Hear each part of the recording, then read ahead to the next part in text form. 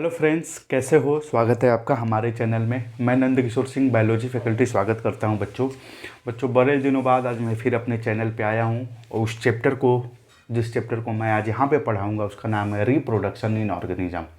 ये बच्चों 12th का पहला यूनिट है। इससे भी ऑन एन एवरेज नीट में एक क्वेश्चन जरूर आते हैं।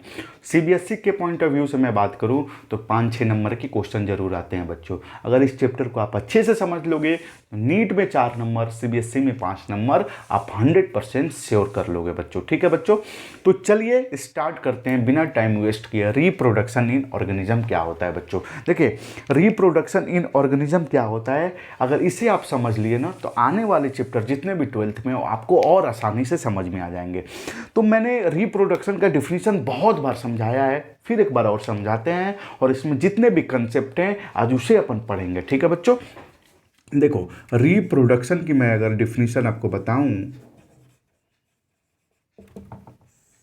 रिप्रोडक्शन का मतलब होता है, पहला पॉइंट अगर मैं बोलूं तो बायोलॉजिकल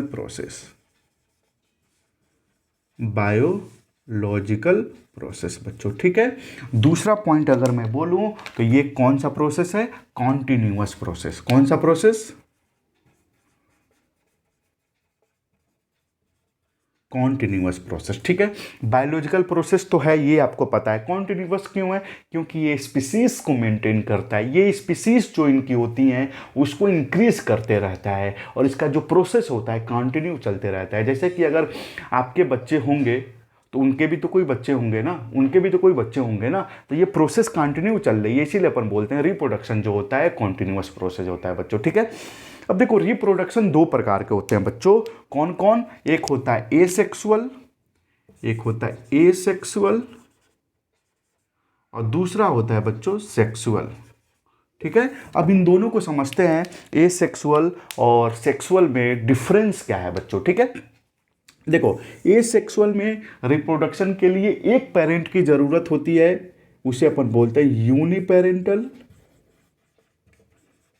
और सेक्सुअल में 2 लोगों की जरूरत होती है बच्चों, जिसे अपन बोलते हैं बाई पेरेंटल। ठीक है, एक पॉइंट और मैं बता दूं, इसमें क्लोन प्रेजेंट होता है, इसमें क्लोन क्या होता है, अब्सेंट होता है बच्चों। अच्छा, क्लोन का मतलब क्या होता है, क्लोन का मतलब होता है बच्चों जो अपने पेरेंट्स का एग्जैक्ट कॉपी हो, उसे ही अपन बोलते हैं क्लोन। इसमें अब्सेंट कैसे होता है, सपोज अगर मैं हूं तो मैं अपने माता पिता का एग्जैक्ट कॉपी नहीं हूं, कुछ पॉइंट मिल रहा है, नाक कान गला जो भी मिल रहा है, लेकिन एग्जैक्ट कॉपी नहीं हूं, इसलिए मैं बोलता हूं क्लोन अब्सेंट होता है, इसमें क्लोन प्रेजेंट होता है बच्चों। ठीक है, एक पॉइंट इसमें नो फर्टिलाइजेशन,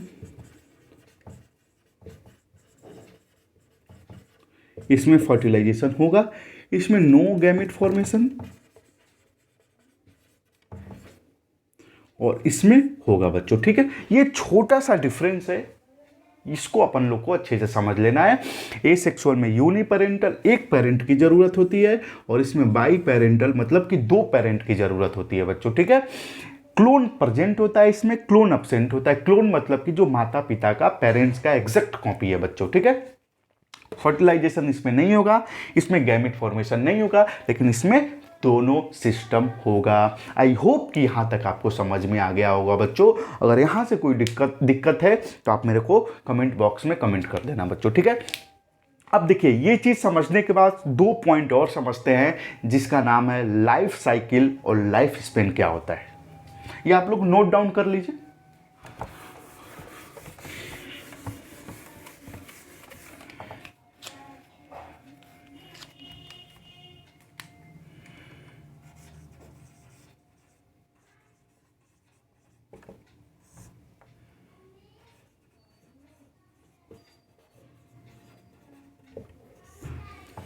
ठीक है, अब देखो लाइफ स्पेन का मतलब क्या होता है, सबसे पहले ये समझते हैं, फिर लाइफ साइकिल के बारे में अपन समझेंगे बच्चों।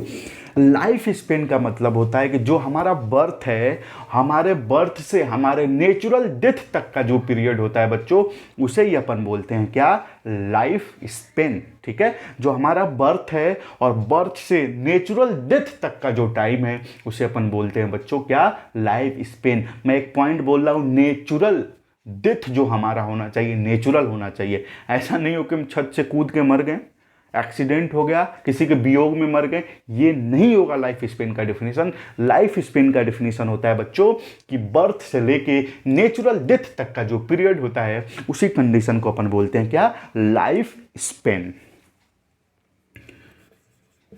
बर्थ से लेके नेचुरल डेथ का जो पीरियड होता है बच्चों उसे ही अपन क्या बोलते हैं, लाइफ स्पेन। ठीक है बच्चों, इसको स्टार लगा लेना है। नेचुरल मैं बोल रहा हूं, नेचुरल डेथ का जो टाइम होता है बर्थ से लेके उसे ही अपन बोलते हैं बच्चों क्या, लाइफ स्पेन। और लाइफ स्पेन को मैं 4 पॉइंट में डिवाइड करूंगा। किस किस पॉइंट में? एक को बोलते हैं अपन जुवेनाइल फेज,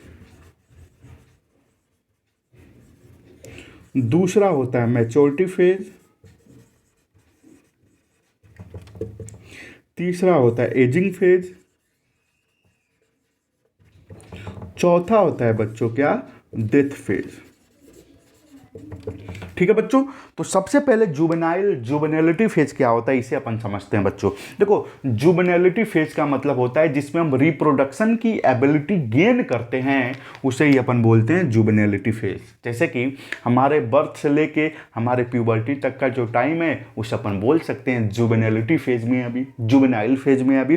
तो जुवेनाइल का फेज मतलब होता है कि जिसमें हम रिप्रोडक्शन की क्या करते हैं, एबिलिटी गेन करते हैं, उसे ही अपन बोलते हैं बच्चों जुवेनाइल फेज। ठीक है बच्चों, अब देखो मैच्योरिटी फेज मतलब क्या होता है। मैच्योरिटी फेज मतलब होता है बच्चों कि जिसमें हम रिप्रोडक्शन के कैपेबल हो चुके हैं, उसी कंडीशन को अपन बोलते हैं क्या, मैच्योरिटी फेज। जिस सिस्टम में हम मदर फादर बनते हैं, कोई फीमेल मदर बनती है, कोई मेल फादर बनता है, वो किस फेज में बनता है, मैच्योरिटी फेज में ही बनता है बच्चों। ठीक है, तो मैच्योरिटी फेज का मतलब होता है कि रिप्रोडक्शन की एबिलिटी टोटली कंप्लीट हो चुकी है, हम रिप्रोडक्शन के लिए, फर्टिलाइजेशन के लिए, ऑफस्प्रिंग प्रोड्यूस करने के लिए अब कैपेबल हो चुके हैं बच्चों। तो मैच्योरिटी फेज मतलब क्या होता है कि जो रिप्रोडक्शन की एबिलिटी होती है 100% कंप्लीट हो चुकी है, जैसे कि हम रिप्रोडक्शन ऑफ स्प्रिंग प्रोड्यूस कर सकते हैं बच्चों। ठीक है, एजिंग फेज मतलब क्या होता है। एजिंग फेज को एक और फेज बोलते हैं सेनेसेंस फेज। एजिंग फेज का मतलब होता है बच्चों कि जिसमें जो हमारा वाइटल ऑर्गन होता है, जो हमारा कौन सा ऑर्गन होता है, वाइटल ऑर्गन होता है, इसका जो फंक्शन है वो धीरे धीरे कम होने लगता है। इस फेज को अपन बोलते हैं एजिंग फेज। जो हमारा वाइटल ऑर्गन हमारे बॉडी के जितने भी हैं उसके जो एफिशिएंसी है काम करने को धीरे धीरे कम होने लगती है इस फेज के अंदर। इसी कंडीशन को अपन बोलते हैं एजिंग फेज। ठीक है बच्चों, अब एक आता है death phase. What is death phase. Death phase मतलब होता है कि जिसमें हमारा वाइटल ऑर्गन होता है वो टोटली स्टॉप हो चुका है, काम करना ही बंद कर दिया। इसी कंडीशन को अपन बोलते हैं बच्चों डेथ फेज। क्लियर है यहां तक। लाइफ स्पेन क्या मैंने बताया, बर्थ से लेकर नेचुरल डेथ तक का जो पीरियड है उसे अपन बोलते हैं लाइफ स्पेन। इसको मैंने 4 पॉइंट में बताया, juvenility phase, maturity phase, ageing phase, death phase. Juvenility phase मतलब जिसमें हम रिप्रोडक्शन की एबिलिटी गेन कर रहे हैं, जैसे कि बर्थ से लेकर प्यूबर्टी तक का टाइम। मैच्योरिटी फेज मतलब कि जिसमें हम रिप्रोडक्शन के कैपेबल हो चुके हैं, ऑफ स्प्रिंग प्रोड्यूस करने के लिए हम कैपेबल हो चुके हैं बच्चों। ठीक है, एजिंग फेज मतलब कि जिसमें वाइटल ऑर्गन जो हमारा धीरे धीरे एफिशिएंसी उसकी कम होने लगी है। ठीक है, और डेथ फेज का मतलब होता है कि जिसमें हमारा वाइटल ऑर्गन जितने फाइनली स्टॉप हो चुके हैं बच्चों। ठीक है, यहां तक तो लाइफ स्पेन क्या होता है समझ में आ गया होगा। अब समझते हैं लाइफ साइकिल। देखो, लाइफ साइकिल में कितनी ईजी तरीके से समझाऊंगा, कहोगे सर इतने इजी तरीके से आज तक किसी ने नहीं समझाया। देखो, जिसमें स्टार्टिंग और